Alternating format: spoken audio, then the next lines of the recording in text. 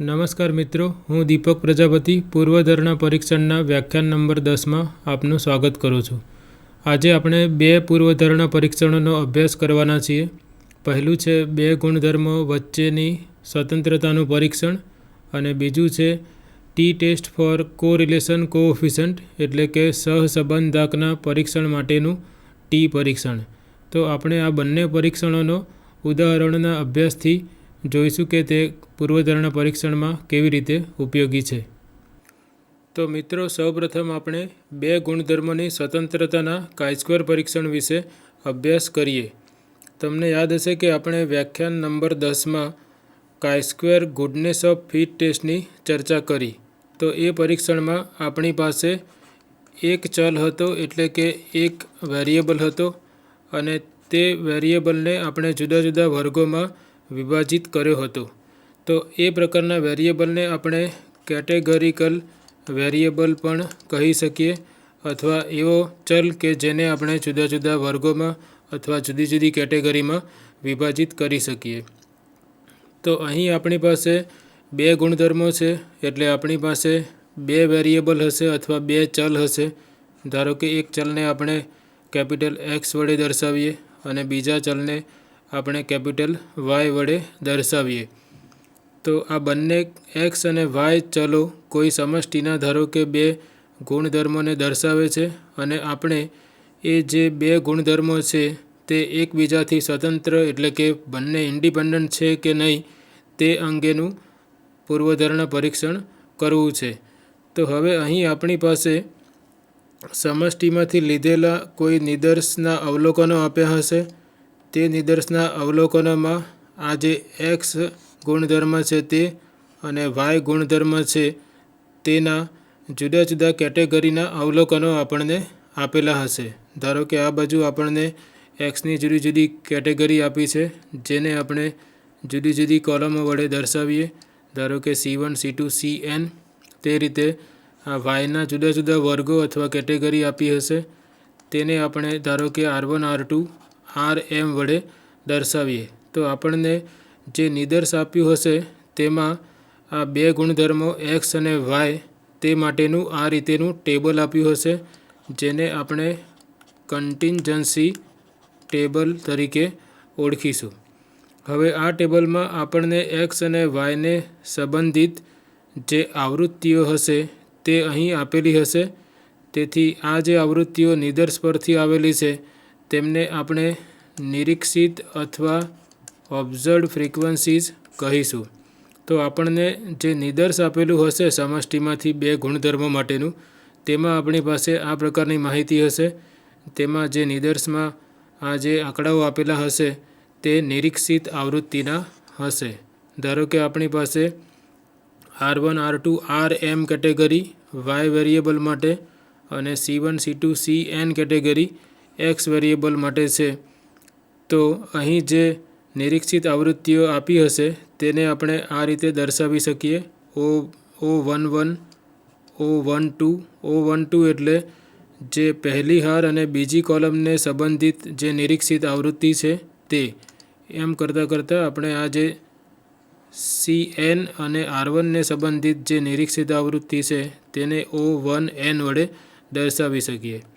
તો આ જે પહેલો નંબર 1 છે તે એવું બતાવે છે કે આપણી પહેલી હારના અવલોકનો છે અથવા પહેલી હારની આવૃત્તિઓ આપણે અહીં જોઈ. તે જ રીતે બીજી હારમાં જે આવૃત્તિઓ હશે તેને આપણે O21, O22, O2n આ રીતે દર્શાવીશું અને આ જે mમી હાર છે તેની આવૃત્તિઓને OM1, OM2, OMn વડે દર્શાવીશું. તો આ રીતે આપણી પાસે નિરીક્ષિત આવૃત્તિઓનું ટેબલ આપેલું હશે અથવા નિરીક્ષિત આવૃત્તિઓ માટેનું જે નિદર્શ લીધું હશે તેના અવલોકનો આપણને બે ગુણધર્મો માટે આ રીતે આપેલા હશે. તો હવે આ જે નિદર્શનું જે માહિતી છે તેના પરથી આપણે શૂન્ય પૂર્વધારણા એવું લેવાની છે કે આ જે બે ચલો છે એક્સ અને વાય તે સ્વતંત્ર છે એટલે કે ઇન્ડિપેન્ડન્ટ છે અને વૈકલ્પિક પૂર્વધારણા થશે એક્સ અને વાય સ્વતંત્ર નથી. તો આપણે આ જે શૂન્ય પૂર્વધારણા છે તેનું પરીક્ષણ કરવાનું છે. તો જેમ આપણે ગુડનેસ ઓફ ફિટ ટેસ્ટમાં જોયું તે રીતે અહીં પણ આપણે દરેક નિરીક્ષિત આવૃત્તિ એટલે કે ઓબ્ઝર્વડ ફ્રીક્વન્સીને અનુરૂપ આપણે અપેક્ષિત આવૃત્તિઓ શોધવાની છે. અને આપણે જોયું હતું કે ગુડનેસ ઓફ ફિટ ટેસ્ટમાં આપણે અપેક્ષિત આવૃત્તિઓને ઈ વડે દર્શાવી હતી. તો અહીં પણ આપણે એ જ સંકેતનો ઉપયોગ કરીશું. અપેક્ષિત આવૃત્તિઓ માટે આપણે ઈ વાપરીશું. તો આ જે કાઈ-સ્ક્વેર ટેસ્ટ ઓફ ઇન્ડિપેન્ડન્સ છે તેમાં અપેક્ષિત આવૃત્તિઓ કેવી રીતે શોધવી તે સૌપ્રથમ આપણે સમજીએ. ધારો કે આ જે પહેલી હાર છે તેના અવલોકનોનો સરવાળો અહીં આપણે R1 વડે દર્શાવીએ, કેપિટલ R1. એ જ રીતે બીજી હારમાં જે આ અવલોકનો છે તેમના સરવાળાને આપણે R2 વડે દર્શાવીએ અને આ જે mમી હાર છે તેના અવલોકનોના સરવાળાને આપણે RM વડે દર્શાવીએ. તે જ રીતે આ જે પહેલી કોલમ છે અથવા પહેલો સ્તંભ છે તેના અવલોકનોના સરવાળાને આપણે કેપિટલ C1 વડે દર્શાવીએ.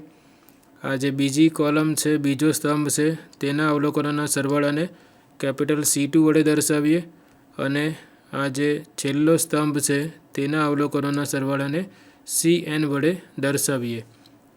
હવે ધારો કે આપણે આ જે પહેલી નિરીક્ષિત આવૃત્તિ છે જેને આપણે O11 વડે દર્શાવી છે તેને સંબંધિત જે અપેક્ષિત આવૃત્તિ છે તેને આપણે E11 વડે દર્શાવીએ.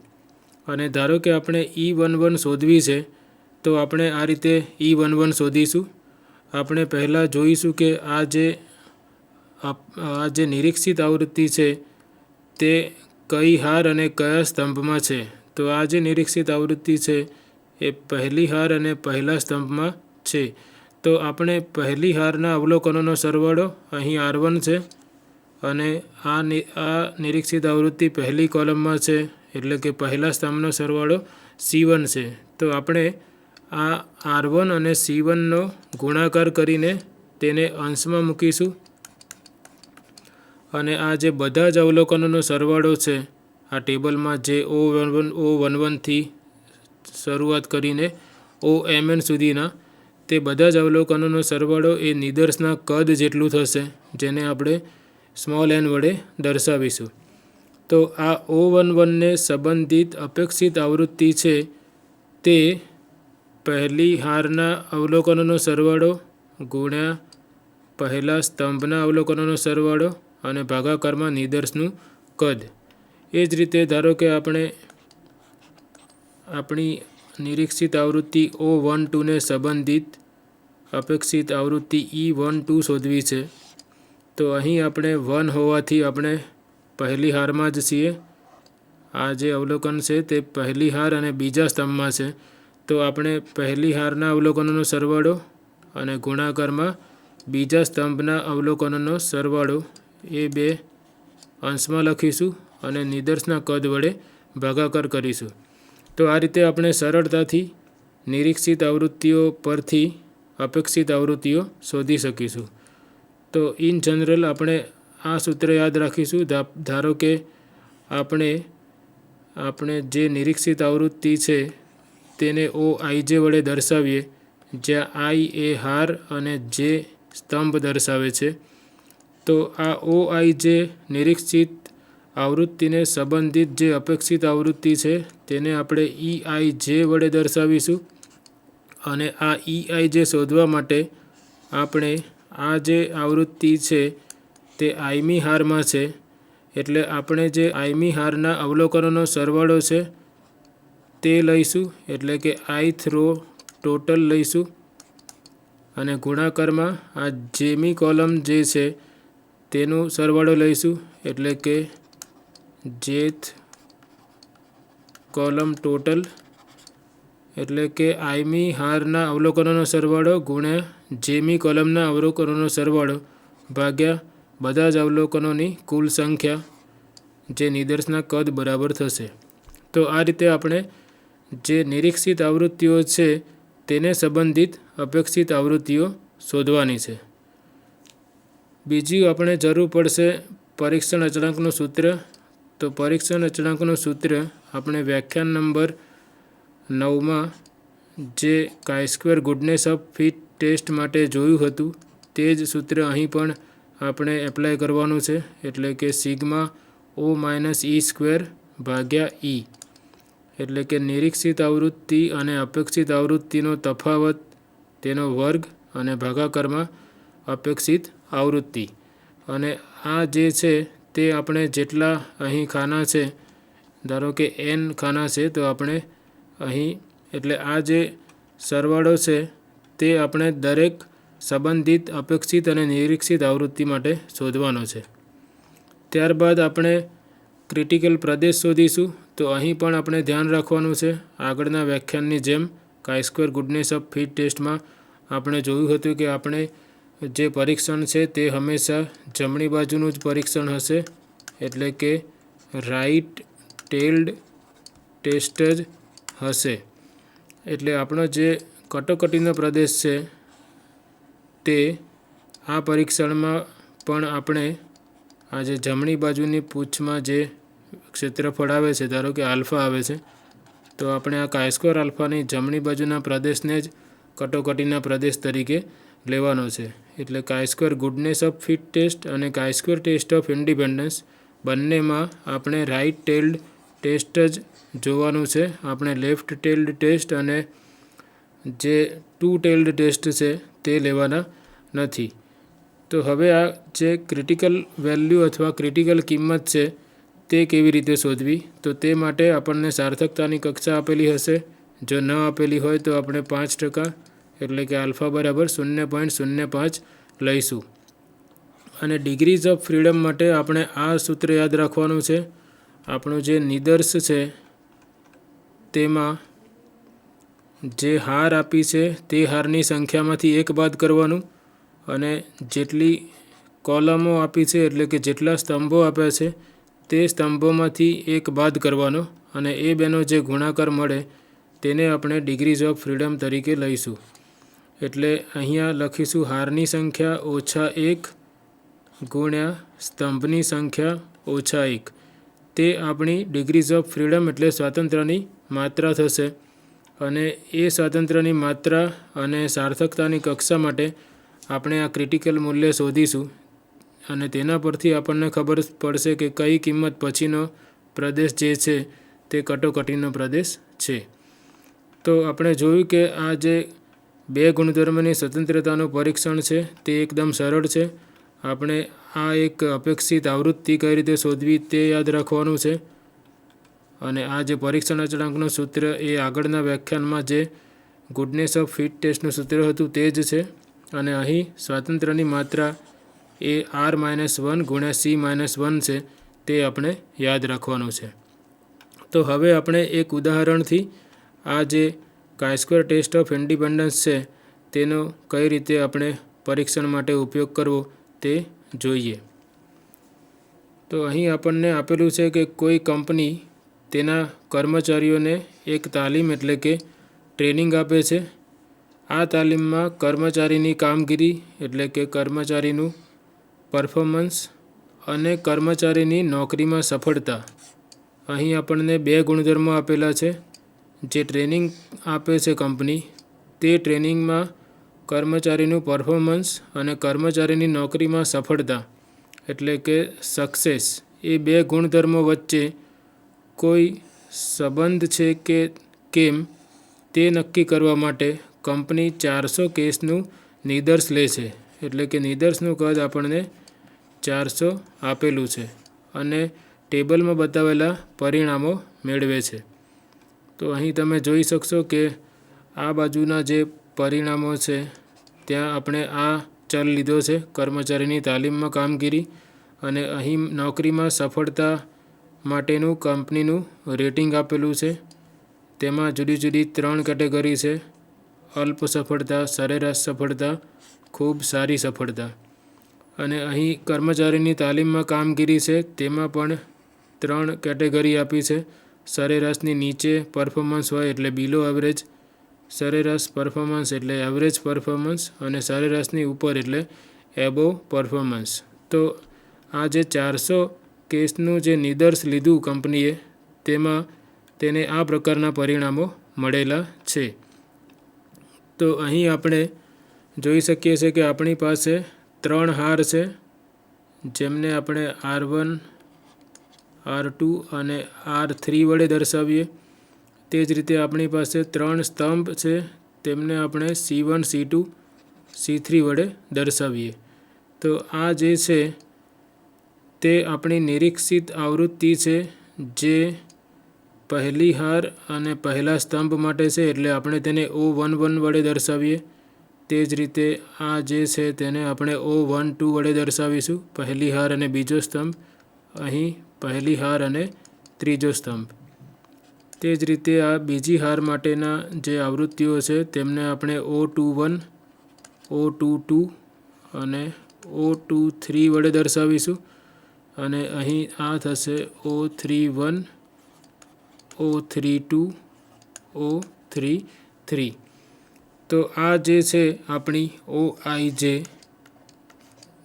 તે આઈમી હાર અને જેમા સ્તંભની નિરીક્ષિત આવૃત્તિ દર્શાવે છે. અને આ બાજુ આપણે પહેલી હારમાં જે આવૃત્તિઓ છે તેમનો સરવાળો લખેલો છે 112. તે જ રીતે આ બીજી હારનો સરવાળો છે, આ ત્રીજી હારનો, અને અહીં આપણે સ્તંભોના સરવાળા લીધા છે. અને આપણે જાણીએ છીએ કે નિદર્શનું કદ 400 છે એટલે આ બધાનો સરવાળો કરતાં આપણને 400 મળશે. તે જ રીતે આ 3 કોલમના ટોટલનો સરવાળો પણ 400 મળશે. અને આ જે ટેબલની અંદર જે આવૃત્તિઓ છે તે બધી આવૃત્તિઓનો સરવાળો પણ 400 મળશે. તો આ જે ટેબલ છે અથવા જે માહિતી છે તેના પરથી કર્મચારીની તાલીમમાં કામગીરી અને નોકરીમાં સફળતા આ ગુણધર્મો સ્વતંત્ર છે તેનું આપણે પરીક્ષણ કરવાનું છે. એટલે આપણી શૂન્ય પૂર્વધારણા આપણે એવી લઈશું કે આ બે ગુણધર્મો સ્વતંત્ર છે એટલે કે ઇન્ડિપેન્ડન્ટ છે, અને વૈકલ્પિક પૂર્વધારણા થશે આ બે ગુણધર્મો ઇન્ડિપેન્ડન્ટ નથી એટલે કે સ્વતંત્ર નથી. અને સાર્થકતાની કક્ષા આપણે આપેલી છે 0.01 એટલે 1% લેવાની છે. તો જેમ હમણાં આપણે ચર્ચા કરી તેમ સૌપ્રથમ આપણે દરેક નિરીક્ષિત આવૃત્તિ છે તેને સંબંધિત અપેક્ષિત આવૃત્તિ એટલે કે એક્સપેક્ટેડ આવૃત્તિ અથવા એક્સપેક્ટેડ ફ્રીક્વન્સી શોધવી પડશે. ધારો કે મારે આ જે 23 નિરીક્ષિત આવૃત્તિને સંબંધિત અપેક્ષિત આવૃત્તિ શોધવી છે તો હું જોઈશ કે 23 કઈ હાર અને કયા સ્તંભમાં છે.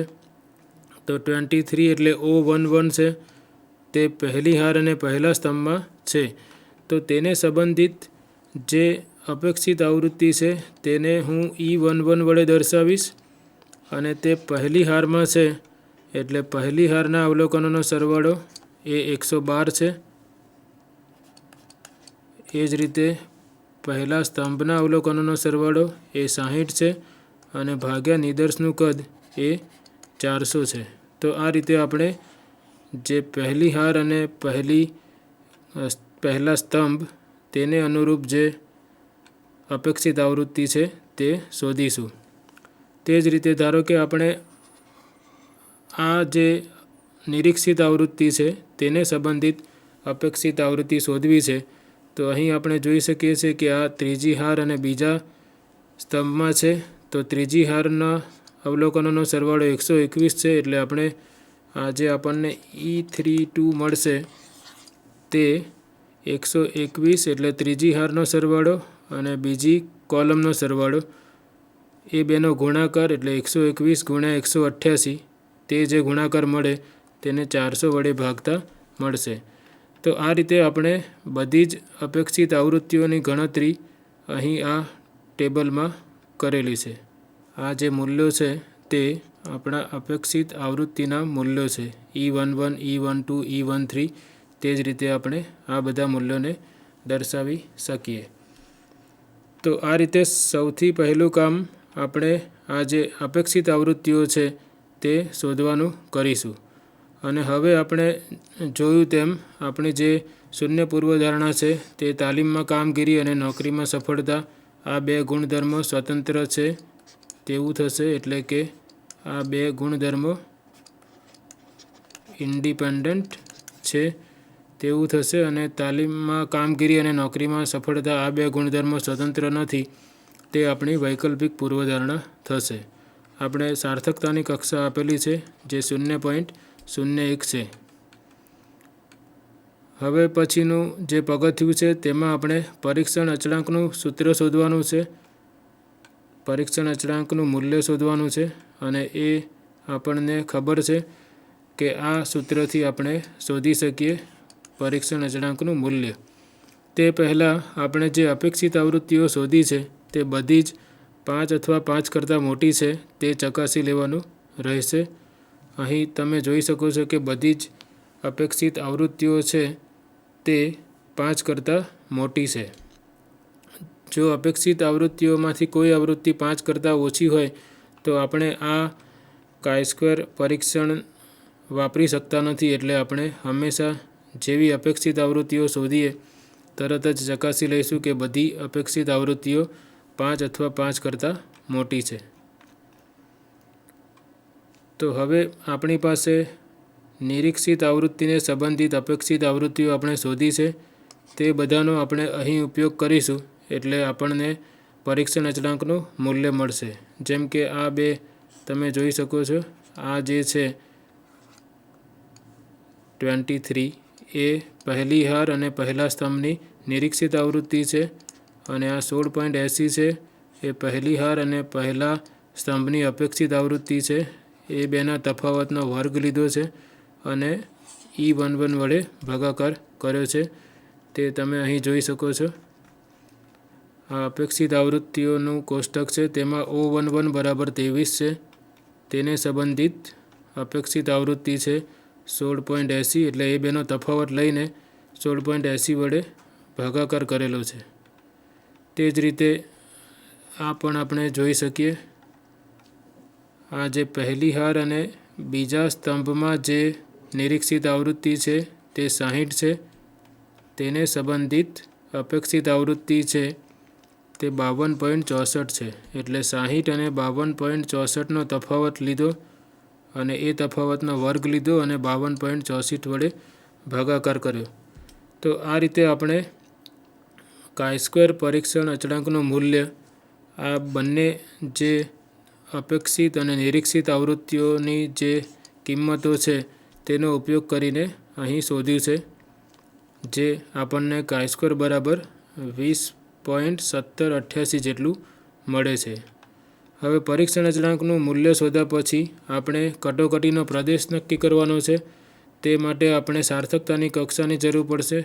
અહીં આપણને ઉદાહરણમાં સાર્થકતાની કક્ષા 0.01 લેવાનું કીધું છે અને chi-square ટેબલનો ઉપયોગ કરવાનો છે એટલે આપણને ડિગ્રીઝ ઓફ ફ્રીડમની જરૂર પડશે. અને આપણે ચર્ચા કરી એમ સ્વાતંત્ર્યની માત્રા બરાબર હારની સંખ્યા ઓછા 1 અને સ્તંભની સંખ્યા ઓછા 1. અહીં હાર અને સ્તંભ બંનેની સંખ્યા 3 છે એટલે 3 ઓછા 1 ગુણ્યા 3 ઓછા 1 એટલે 2 ગુણ્યા 2 બરાબર 4 મળે.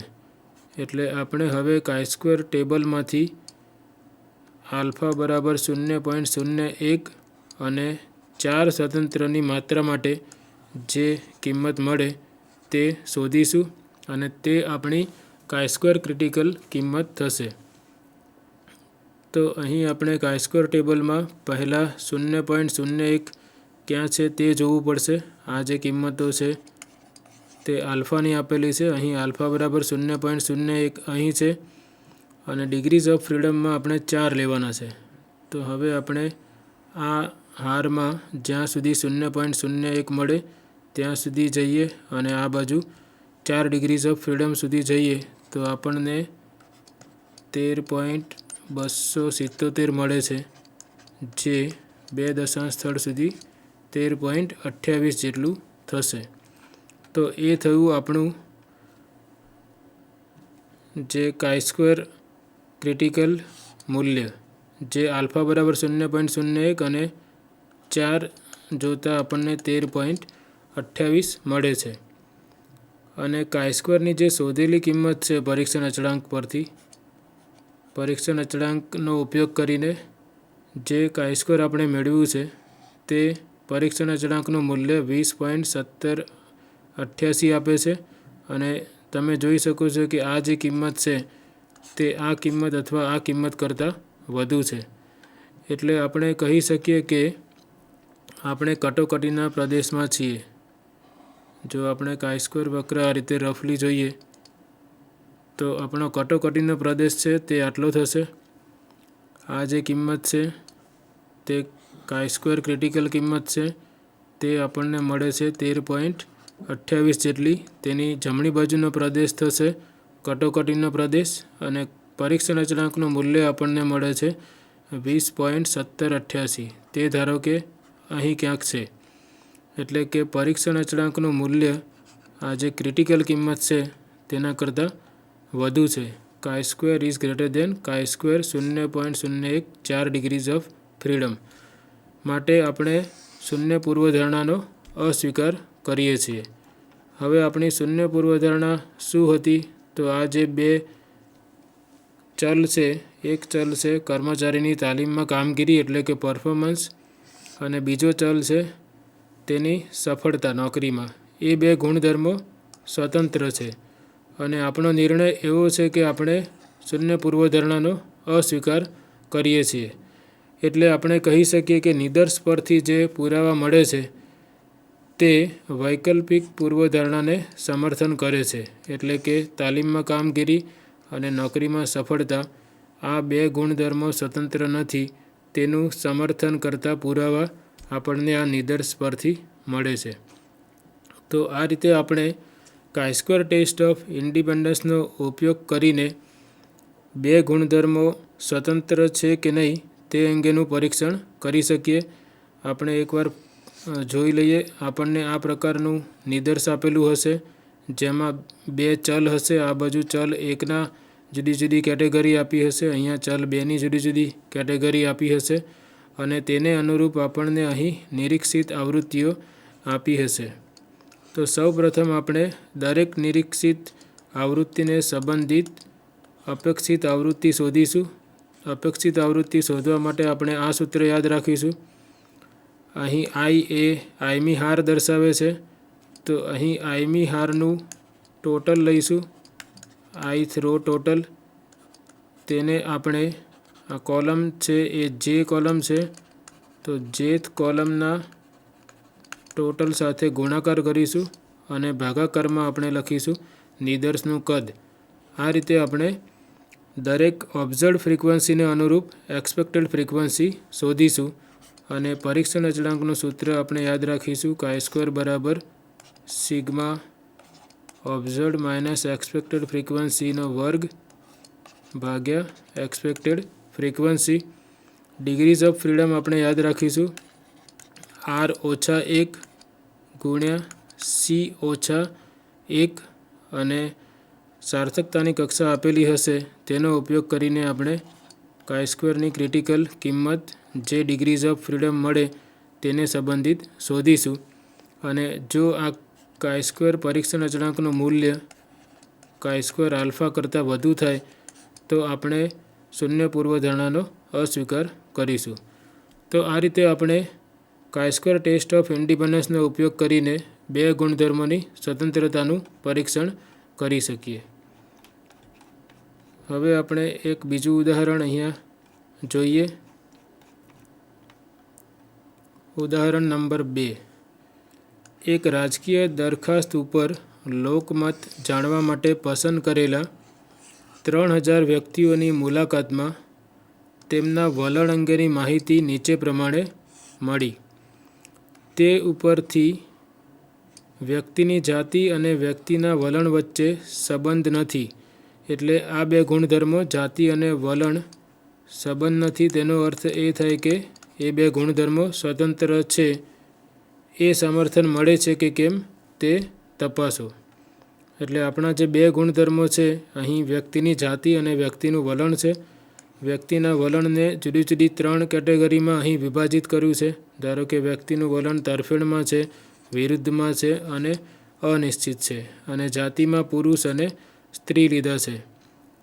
એટલે આપણે એવું કહી શકીએ કે 3000 વ્યક્તિઓમાંથી એવા 900 પુરુષ છે કે જે તરફેણમાં છે તે જ રીતે એવી 260 સ્ત્રીઓ છે કે જેનું વલણ અનિશ્ચિત છે.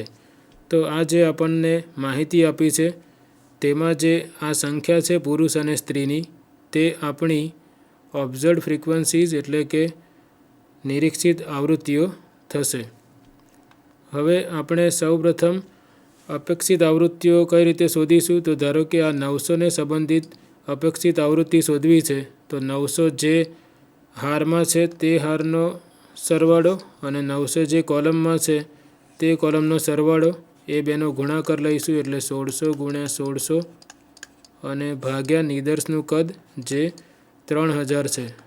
તો એ રીતે આ જે નિરીક્ષિત આવૃત્તિ છે તેને સંબંધિત અપેક્ષિત આવૃત્તિ આપણને મળશે. ધારો કે આપણે આ 260ને સંબંધિત અપેક્ષિત આવૃત્તિ શોધવી છે તો 260 બીજી હારમાં છે તે હારનું ટોટલ છે 1400. 260 ત્રીજી કોલમમાં છે તે કોલમનું ટોટલ છે 485. તો આ જે હારનું ટોટલ છે અને કોલમનું ટોટલ એ બે ટોટલનો ગુણાકાર ભાગ્યા 3000. એ રીતે આપણે આ જે અપેક્ષિત આવૃત્તિઓ છે તે શોધવાની છે. આપણે અહીં બધી જ અપેક્ષિત આવૃત્તિઓ શોધીને તેનું કોષ્ટક બનાવેલું છે. શૂન્ય પૂર્વધારણા આપણે લઈશું કે બે ગુણધર્મો વચ્ચે સંબંધ નથી એટલે કે જાતિ અને વલણ એ બે ગુણધર્મો સ્વતંત્ર છે. અને વૈકલ્પિક પૂર્વધારણા આ જે વિધાન છે તેનું નેગેટિવ વિધાન એટલે કે જાતિ અને વલણ વચ્ચે સંબંધ છે. સાર્થકતાની કક્ષા આપી નથી એટલે આપણે સાર્થકતાની કક્ષા લઈશું 5% એટલે કે 0.05. અને અહીં અપેક્ષિત આવૃત્તિઓનું કોષ્ટક મેં બનાવેલું છે જેમ હમણાં તમને સમજાવ્યું તે રીતે. હાર અને કોલમના ટોટલનો ગુણાકાર કરી નિદર્શના કદ વડે ભાગી દરેક નિરીક્ષિત આવૃત્તિને સંબંધિત અપેક્ષિત આવૃત્તિઓ અહીંયા શોધીને તેનું કોષ્ટક બનાવેલું છે. ત્યારબાદ આપણે ચકાસીશું કે આ જે બધી જ અપેક્ષિત આવૃત્તિઓ છે તેનું મૂલ્ય 5 કરતાં વધુ છે જે આપણે અહીં જોઈ શકીએ છીએ. હવે આપણે પરીક્ષણ અચળાંકનું મૂલ્ય શોધીએ. આપણને તેનું સૂત્ર ખબર છે સિગ્મા O - E નો વર્ગ ભાગ્યા E. તો આપણે દરેક જે નિરીક્ષિત આવૃત્તિ છે તેને સંબંધિત અપેક્ષિત આવૃત્તિનો તફાવત લઈશું. ધારો કે અહીં આપણી પાસે 900 છે પહેલી હાર અને પહેલા સ્તંભમાં, તો તેને સંબંધિત અપેક્ષિત આવૃત્તિ અહીં 853 છે એટલે 900 અને 853નો તફાવત લઈશું, તેનો વર્ગ કરીશું અને આ જે અપેક્ષિત આવૃત્તિ 853 છે તેના વડે ભાગીશું. તે જ રીતે આ બધી જ ટર્મ લખેલી છે અને તે બધી ગણતરી કરતાં આપણને પરીક્ષણ અચળાંકનું મૂલ્ય મળે છે 0.07. હવે આપણે ક્રિટિકલ પ્રદેશ શોધવા માટે સ્વાતંત્ર્યની માત્રાની જરૂર પડશે. તેનું સૂત્ર છે હારની સંખ્યા ઓછા 1 ગુણ્યા કોલમની સંખ્યા ઓછા 1. તો અહીં આપણે જોઈ શકીએ છીએ કે આપણી પાસે બે હાર છે અને C1 C2 C3 3 કોલમ છે એટલે હારની સંખ્યા ઓછા 1 એટલે 2 ઓછા 1, કોલમની સંખ્યા ઓછા 1 એટલે 3 ઓછા 1 અહીં લીધેલું છે. 2 ઓછા 1 બરાબર 1, 3 ઓછા 1 બરાબર 2 એટલે કે આપણી સ્વાતંત્ર્યની માત્રા ડિગ્રીઝ ઓફ ફ્રીડમ થશે 2 અને સાર્થકતાની કક્ષા આપણે 0.05 લીધી છે. એટલે હવે આપણે ક્રિટિકલ કિંમત આલ્ફા બરાબર 0.05 અને 2 ડિગ્રીઝ ઓફ ફ્રીડમ માટે ટેબલ પરથી જોઈએ. આલ્ફા છે 0.05 અને ડિગ્રીઝ ઓફ ફ્રીડમ 2 લેવાની છે એટલે આપણે આ હારમાં 0.05 મળે ત્યાં સુધી જઈએ તો આપણને 5.991 જે ક્રિટિકલ કિંમત છે તે મળે છે, જે 2 દશાંશ સ્થળ સુધી અહીં મેં 5.99 લખી છે. અને જેમ આપણે ચર્ચા કરી તેમ અહીં પણ આપણી પાસે જમણી બાજુનો જે પૂંછનો વિસ્તાર છે તે આપણો કટોકટીનો પ્રદેશ હશે એટલે આટલું આપણું 0.05 હોય તો આ જે છે તે chi² 0.05 એટલે કે 5.99 છે. અને પરીક્ષણ અચળાંકનું મૂલ્ય આનાથી વધુ હશે તો આપણે કટોકટીના પ્રદેશમાં હોઈશું. પરીક્ષણ અચળાંકનું મૂલ્ય છે 16.07 અને આ છે 5.99 એટલે 16.07 એ કટોકટીના પ્રદેશમાં આવે છે. એટલે આપણે કહી શકીશું કે શૂન્ય પૂર્વધારણાનો અસ્વીકાર થાય છે. અહીં chi-squareનું મૂલ્ય આ જે ક્રિટિકલ મૂલ્ય છે તેના કરતાં વધુ છે એટલે કે શૂન્ય પૂર્વધારણાનો અસ્વીકાર થાય છે. અને જ્યારે શૂન્ય પૂર્વધારણાનો અસ્વીકાર થાય ત્યારે આપણે એવું કહી શકીએ કે નિદર્શ પરથી જે માહિતી મળી છે તે વૈકલ્પિક પૂર્વધારણાનું સમર્થન કરે છે. એટલે આપણે એવું કહી શકીએ કે નિદર્શ પરથી મળતા પુરાવા આપણને જાતિ અને વલણ સ્વતંત્ર નથી અથવા જાતિ અને વલણ વચ્ચે સંબંધ છે તેનું સમર્થન કરવા માટે આપણને સક્ષમ બનાવે છે. તો આ રીતે આપણે chi-square ટેસ્ટ ઓફ ઇન્ડિપેન્ડન્સનો ઉપયોગ કરીને બે ગુણધર્મોની સ્વતંત્રતાનું પરીક્ષણ કરી શકીએ. હવે આપણું જે બીજું પરીક્ષણ જે આપણે આ વ્યાખ્યાનમાં ડિસ્કસ કરવાનું છે તે છે T test for correlation coefficient. Correlation કોએફિશિયન્ટને આપણે ગુજરાતીમાં કહીશું સહસંબંધાંક. સહસંબંધાંક. તો આ પરીક્ષણમાં આપણે શાનો પરીક્ષણ કરી રહ્યા છીએ તે પહેલાં સમજી લઈએ. ધારો કે આપણી પાસે કોઈ સમષ્ટિ છે અને તે સમષ્ટિમાંથી આપણે બે જુદા જુદા ચલ x અને y વચ્ચે સહસંબંધ છે કે નહીં તે આપણે નક્કી કરવું છે. તો જો આપણી પાસે x અને y ચલની બધી જ કિંમતો આપેલી હોય સમષ્ટિને અનુરૂપ, તો આપણે જે સમષ્ટિનો સહસંબંધાંક છે જેને આપણે પોપ્યુલેશન કોરિલેશન કોએફિશિયન્ટ કહીએ છીએ તે શોધીને નક્કી કરી શકીએ. પરંતુ આપણે સમષ્ટિના બધા જ અવલોકનો લઈને આ રીતે પોપ્યુલેશન કોરિલેશન કોએફિશિયન્ટ શોધવા જઈએ તો આપણું ઘણો સમય અને શક્તિ વેડફાય. એટલે આપણે જે પૂર્વધારણા પરીક્ષણમાં કરીએ છીએ એમ આપણે આ સમષ્ટિમાંથી એક નિદર્શ લઈશું અને ધારો કે નિદર્શનું કદ n છે એટલે આપણી પાસે આ જે બે ચલ છે તેની જોડકા કિંમતો હશે આ પ્રકારની x1 y1 x2 y2 up to xn yn.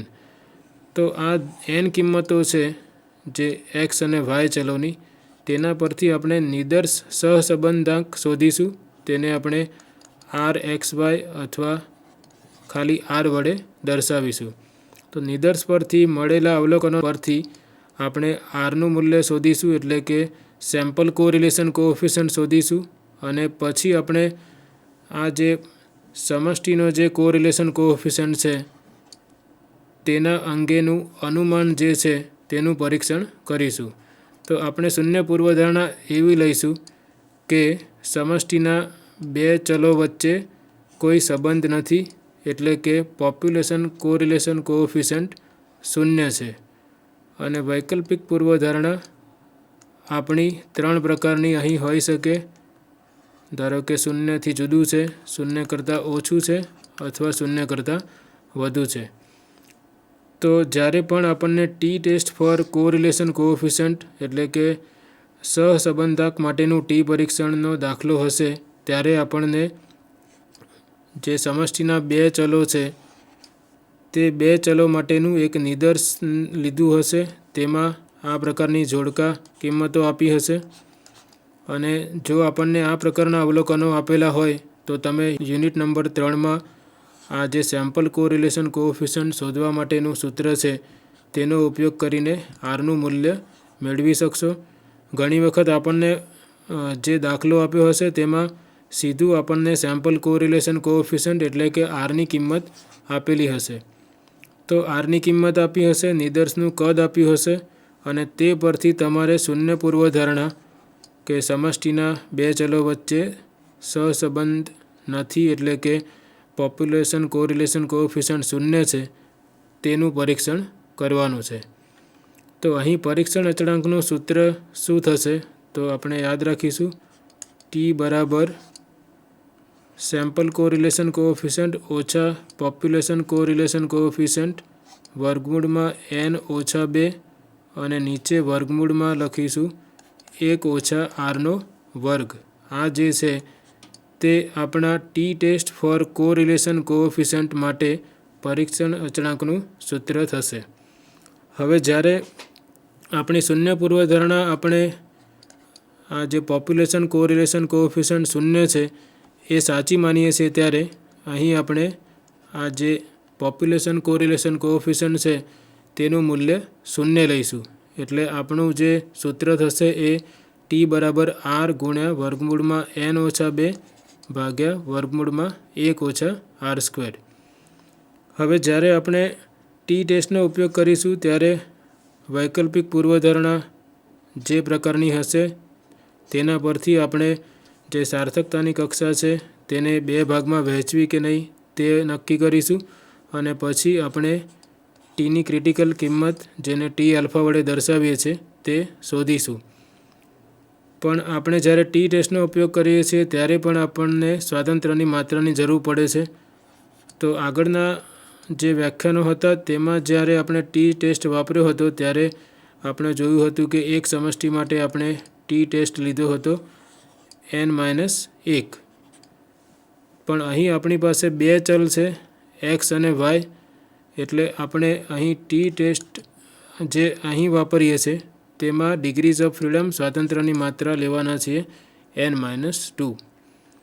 તો ક્રિટિકલ કિંમત શોધ્યા પછી આપણે જોઈશું કે આ પરીક્ષણ અચળાંકનું મૂલ્ય છે તે કટોકટીના પ્રદેશમાં છે કે કટોકટીના પ્રદેશની બહાર છે.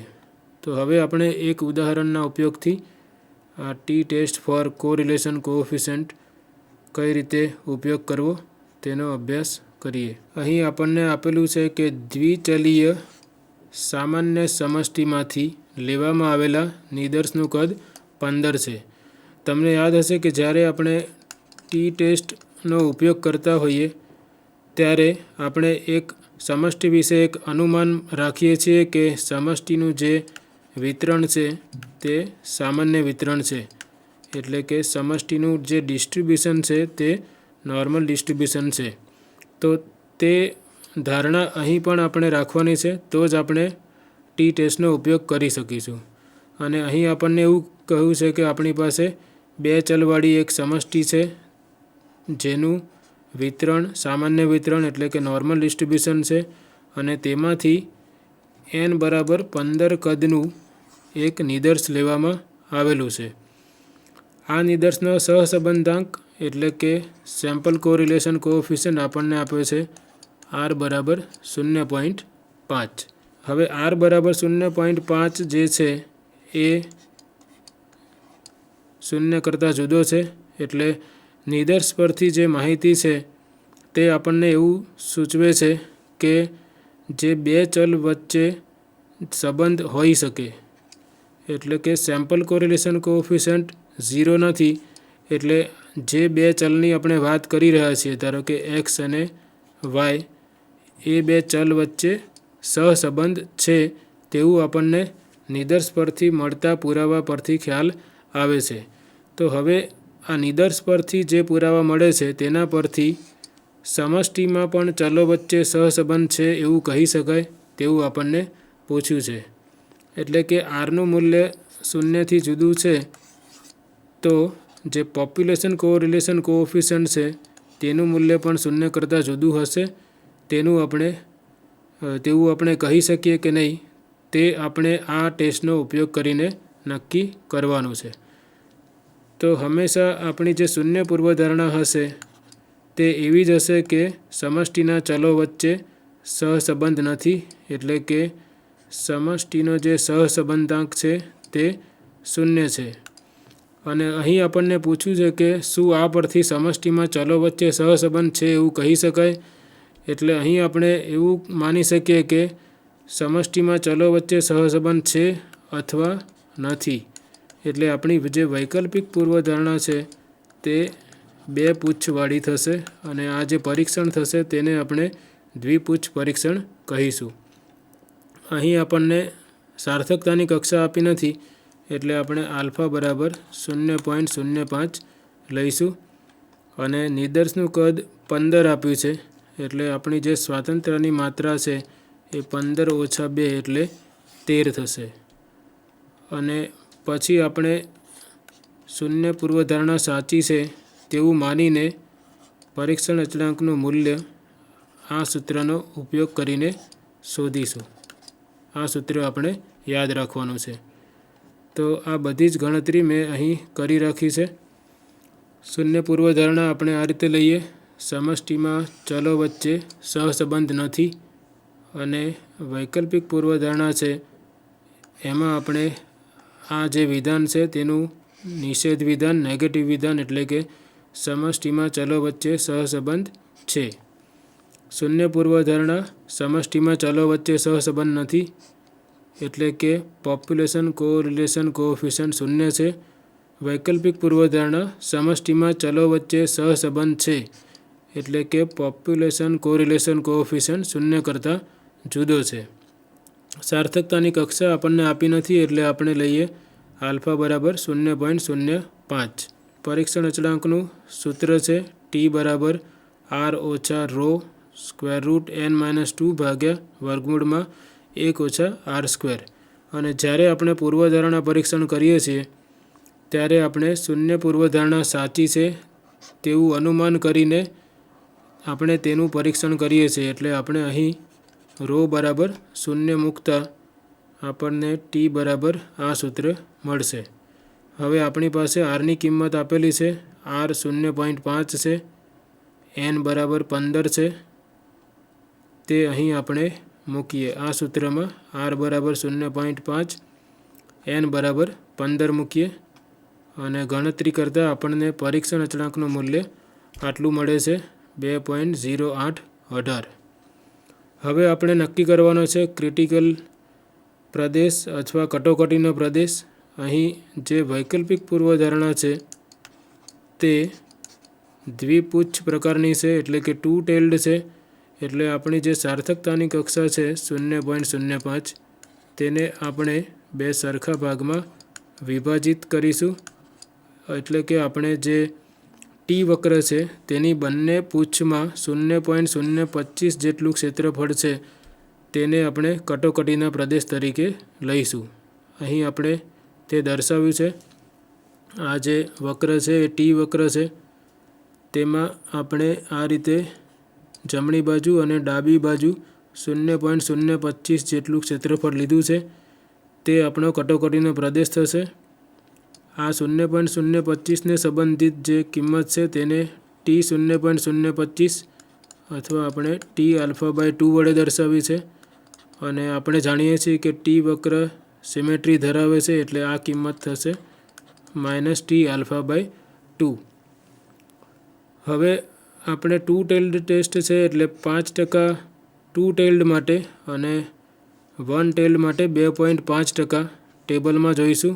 અને ડિગ્રીઝ ઓફ ફ્રીડમ છે 13 એટલે આ કિંમત ટેબલ પરથી મેળવી છે જે તમે અહીં પણ સમજી શકશો.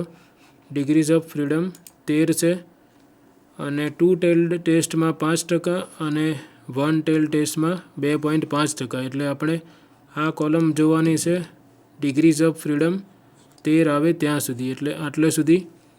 અને આ બાજુ આપણે જોઈશું તો આપણે જોઈએ છે કે આ જે છેદન બિંદુ મળે છે આ બે લાઇનનું તે 2.160 જેટલું છે. તો એ કિંમત અહીં આપણે લખેલી છે. ટી ટેબલ પરથી આપણને ટી આલ્ફા બાય 2 2.160 મળે છે. તો આ 2.160 છે તો આ તેનું નેગેટિવ એટલે -2.160 થશે. એટલે 2.160નો જમણી બાજુનો પ્રદેશ અને -2.160નો ડાબી બાજુનો પ્રદેશ એ બે કટોકટીના પ્રદેશ છે. અને અહીં આપણે જે પરીક્ષણ અચળાંકનું મૂલ્ય છે એ 2.0818 છે. તો 2.08 એ આ કિંમત કરતાં ઓછું છે અને આ કિંમત કરતાં વધુ છે. ધારો કે અહીં ક્યાંક છે 2.0818. તો આપણે જોઈ શકીએ છીએ કે આ જે મૂલ્ય છે એ આ જે ક્રિટિકલ મૂલ્ય છે તે બેની વચ્ચે આવે છે. એટલે કે આપણે કટોકટીના પ્રદેશની બહાર છીએ અથવા આપણું જે પરીક્ષણ અચળાંકનું મૂલ્ય છે તે નોન રિજેક્શન રિજિયનમાં આવે છે. એટલે આપણો નિર્ણય એવો હશે કે આપણે શૂન્ય પૂર્વધારણાનો અસ્વીકાર કરવામાં નિષ્ફળ જઈએ છીએ. તો હવે આપણી શૂન્ય પૂર્વધારણા હતી કે સમષ્ટિમાં ચલો વચ્ચે સહસંબંધ નથી. આ આપણી શૂન્ય પૂર્વધારણા હતી. આપણે તેનો અસ્વીકાર કરવામાં નિષ્ફળ જઈએ છીએ. એટલે કે વૈકલ્પિક પૂર્વધારણાનું સમર્થન કરે તેવા પુરાવા નિદર્શ પરથી મળતા નથી. તો આ રીતે આપણે ટી ટેસ્ટ ફોર કોરિલેશન કોએફિશિયન્ટનો ઉપયોગ કરીને જે સમષ્ટિના બે ચલો છે તે બે ચલો વચ્ચે સહસંબંધ છે કે કેમ તે અંગેનું પૂર્વધારણા પરીક્ષણ કરી શકીએ. તો મિત્રો, આ આપણું છેલ્લું પૂર્વધારણા પરીક્ષણ હતું. તમે વ્યાખ્યાન નંબર 1થી શરૂઆત કરશો તો આપણે જોયું કે સમષ્ટિના પ્રચલ વિશે આપણે નિદર્શ પરથી મળતી માહિતીના આધારે પૂર્વધારણા પરીક્ષણ કરી શકીએ છીએ. તો તમને યાદ હશે આપણે સમષ્ટિના મધ્યક વિશેના પૂર્વધારણા પરીક્ષણો જોયા. ત્યારબાદ આપણે સમષ્ટિના પ્રચલ પ્રમાણ વિશેના એટલે કે પ્રપોર્શન વિશેના પૂર્વધારણા પરીક્ષણો જોયા. ત્યારબાદ આપણે સમષ્ટિના પ્રમાણિત વિચલન અથવા સમષ્ટિના વિચરણ અંગેના પૂર્વધારણા પરીક્ષણો જોયા. અને આ બધા પરીક્ષણોમાં આપણે જોયું કે આપણે આ મુખ્યત્વે આ 3 પરીક્ષણોનો ઉપયોગ કર્યો: ઝેડ પરીક્ષણ, ટી પરીક્ષણ અને chi-square પરીક્ષણ. આ જે સમષ્ટિના વિચરણોવાળું જે પરીક્ષણ હતું ત્યાં જ આપણે એફ પરીક્ષણનો ઉપયોગ કર્યો છે. વધુમાં આપણને ખ્યાલ છે કે ઝેડ પરીક્ષણનો ઉપયોગ આપણે જ્યારે ગુરુ નિદર્શ હોય ત્યારે જ કરીએ છીએ. એટલે કે નિદર્શનું કદ 30 અથવા 30 કરતાં વધુ હોય ત્યારે જ આપણે ઝેડ પરીક્ષણનો ઉપયોગ કર્યો છે. લઘુ નિદર્શમાં આપણે ઝેડ પરીક્ષણનો ઉપયોગ કરતા નથી. chi-square પરીક્ષણનો ઉપયોગ આપણે એક સમષ્ટિના વિચરણના પરીક્ષણ માટે કર્યો છે. જ્યારે બે સમષ્ટિના વિચરણોનું પરીક્ષણ કરવાનું હોય ત્યારે આપણે એફ રેશિયો ટેસ્ટનો ઉપયોગ કર્યો છે.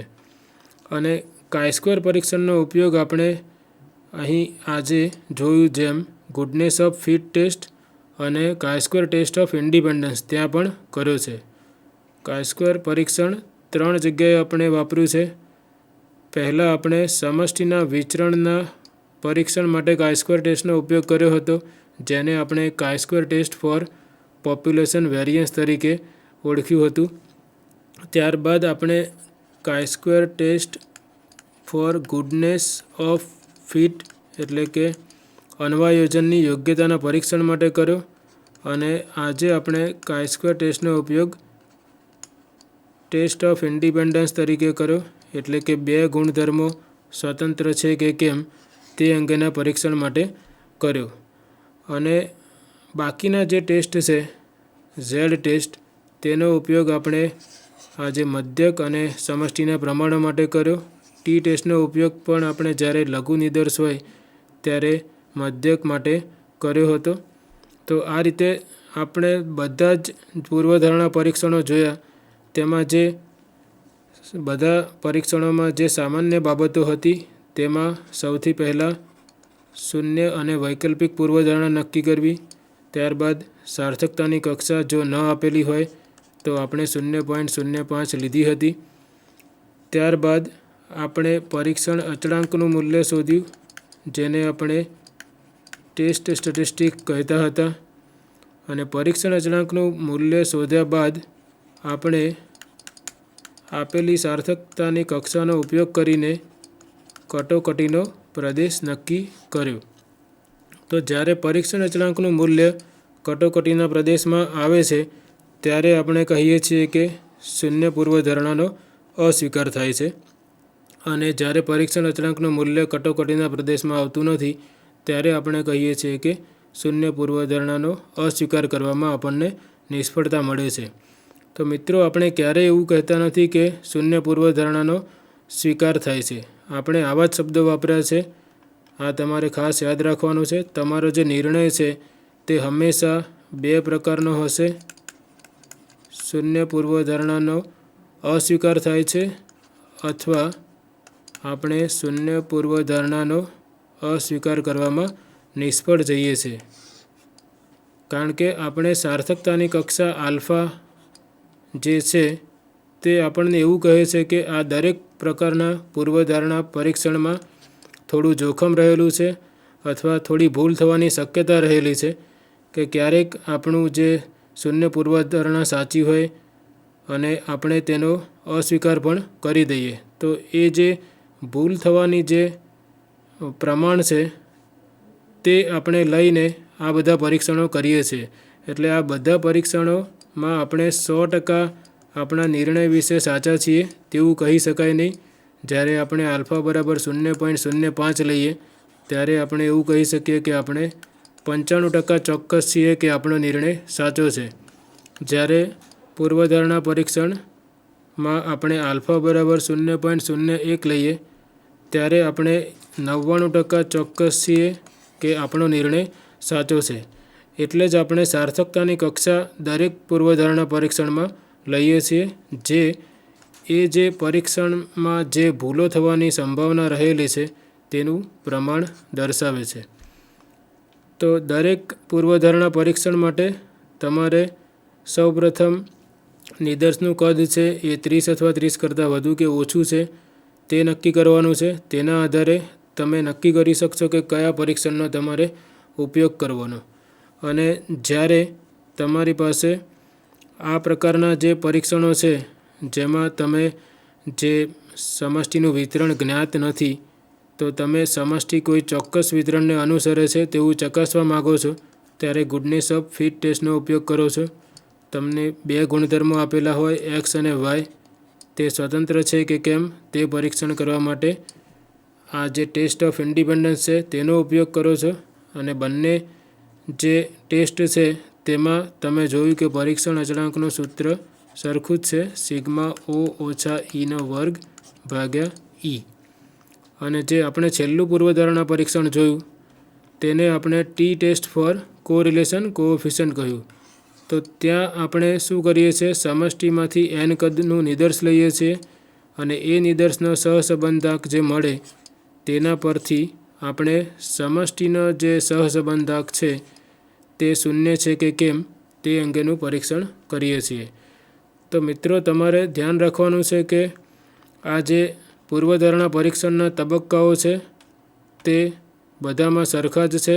જે બદલાય છે તે પરીક્ષણ અચળાંકનું સૂત્ર બદલાય છે. એટલે તમારે બધા જ પરીક્ષણોના પરીક્ષણ અચળાંકના સૂત્રો યાદ રાખવાના છે. બાકી બધી જ પ્રક્રિયા મોટાભાગે તમામ પરીક્ષણોમાં સરખી જ છે. તો આશા રાખીએ છીએ કે આ જે 1 નંબરથી 10 નંબર સુધીના પૂર્વધારણા પરીક્ષણના વ્યાખ્યાનો છે તેમાં જે તમે પૂર્વધારણા પરીક્ષણ વિશે શીખ્યા છો તેમાં તમને સમજ પડી હશે. તો મિત્રો આપણે જોયું કે આપણે કેવી રીતે 2 ગુણધર્મની સ્વતંત્રતાનું પરીક્ષણ કરી શકીએ અને આપણે એ પણ સમજ્યા કે આપણી પાસે જ્યારે 2 ચલ આપેલા હોય તો એ 2 ચલ વચ્ચેના સંબંધનું પરીક્ષણ કરવા માટે આપણે કેવી રીતે ટી પરીક્ષણનો ઉપયોગ કરી શકીએ છીએ. આમ આપણે આ આખી વ્યાખ્યાન શ્રેણીમાં પૂર્વધારણા પરીક્ષણોનો અભ્યાસ કર્યો અને આપણે તેમાં જોયું કે કેવી રીતે આપણે ગુરુ નિદર્શ પરીક્ષણો અને લઘુ નિદર્શ પરીક્ષણોનો નિદર્શના કદના આધારે ખ્યાલ મેળવી શકીએ છીએ. Thank you.